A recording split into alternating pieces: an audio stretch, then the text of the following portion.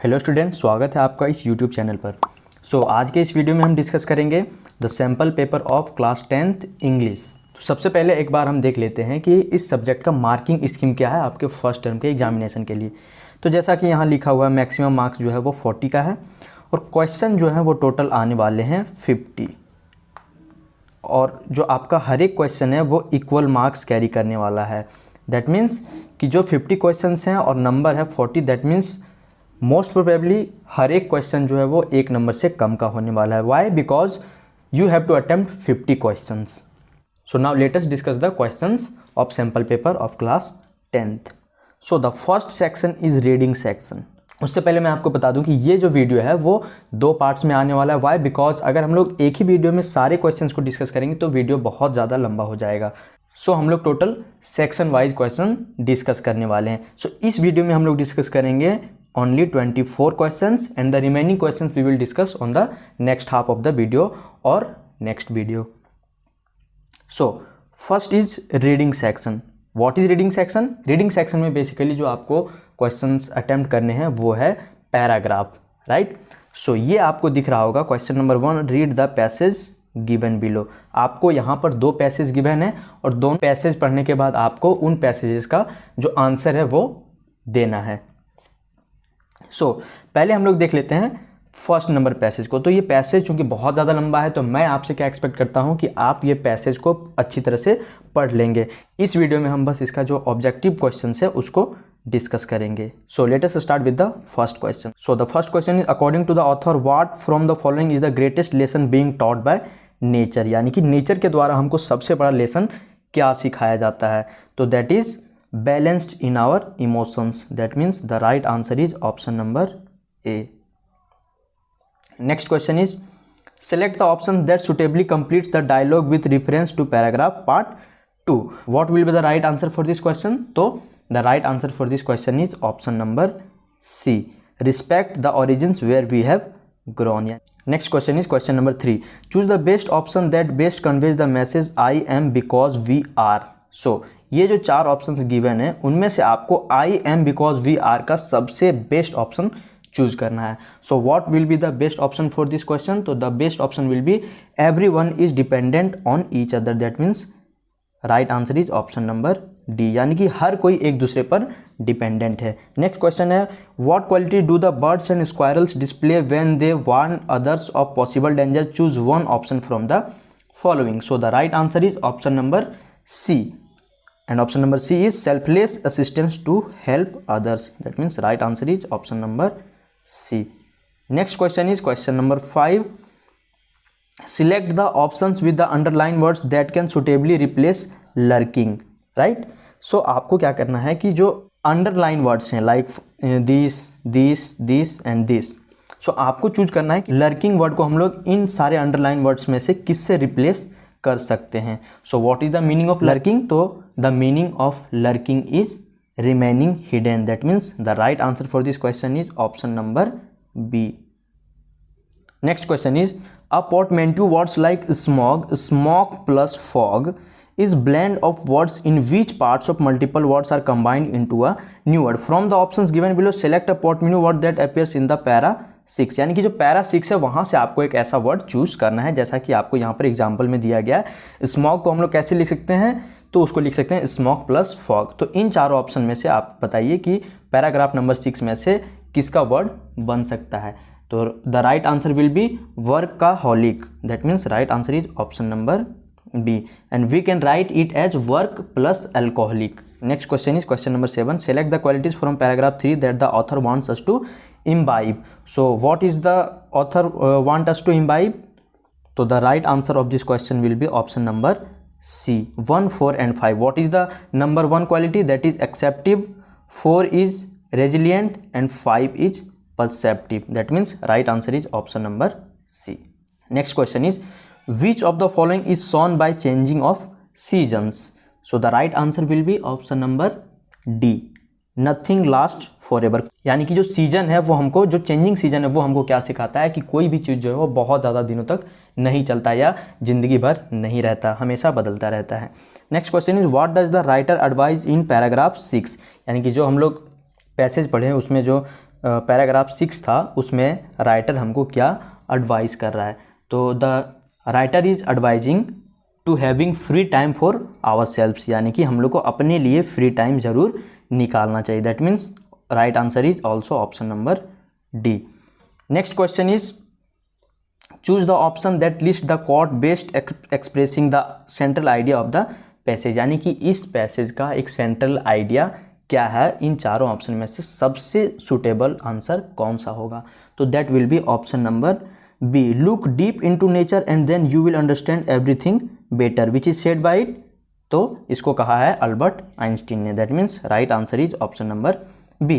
Question number 2 is also the passage, read the passage given below and then नीचे जो है वो questions दिए होंगे उनको आपको सॉल्व करना है। तो फिर से हम आपसे उम्मीद करेंगे कि ये जो पैसेज है वो आप ज़रूर एक बार पढ़ लीजिएगा। सो चलते हैं सीधे क्वेश्चंस की तरफ। So the question is question number 11, the purpose of the research by publishers association was to study the dash, choose the correct option. So what will be the correct option, the correct option will be option number d, to connect between books and films. Next question is select the option that is true for the two statements given below. The revenue generated at the box office have increased. Majority of the top films in the UK are based on published material. So what will be the right answer for this question? So the right answer for this question will be option number A. 1 is the result of 2. Next question is question number 13. Select the option that gives the correct meaning of the following statement. The sales of the book in 2017 alone accounted for 23% of all sales since 1992. That means आपको बताना है कि ये जो sentence है उसका सही meaning कौन से ऑप्शन में दिया गया है। So the right answer will be option number b, यानी कि a major chunk of sales happen in 2017, यानी कि 2017 में बहुत ज़्यादा बिक्री हुआ। That means right answer is option number b. Next question is question number 14. According to the research, the films based on books have greater success because why? Because the films get the advantage of the fame of the books. That means right answer is option number B. Next question is select the option listing what the given sentence refers to. यानी कि ये जो sentence है वो क्या कह रहा है? Films adapted from books also tend to have richer, more fully developed story to draw on. So the answer will be option number D. And what is option number D? Option number D is 1, 2 and 4. Option number 1 है the plot and storyline of such films are better.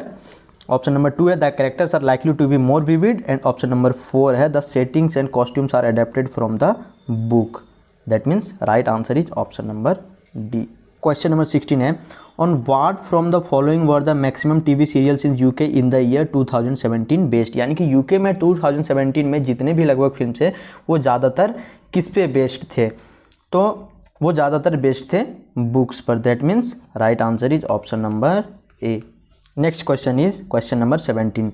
This passage lists an example proving that TV dramas based on literary works have, तो the right answer will be option number A, increase the immediate sale of the book. That means right answer will be also option number A.